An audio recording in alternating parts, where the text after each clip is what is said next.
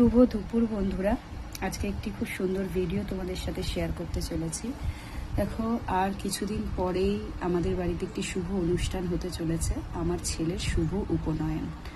তা সেই উপলক্ষে সমস্ত কার্ড চলে এসেছে এবং আজকে সিঁদুর আর হলুদ দিয়ে লাগিয়ে কার্ডগুলো রেডি করব। কালকে থেকে নিমন্ত্রণ করা শুরু হবে, তাই মনে হলো একটি ছোট্ট ভিডিও করে তোমাদের সাথে শেয়ার করি কার্ডটা কেমন হয়েছে। অবশ্যই এই দেখো বন্ধুরা, প্রত্যেকটি কার্ডে আমার সিঁদুর হলুদ লাগানো কমপ্লিট হয়ে গেছে।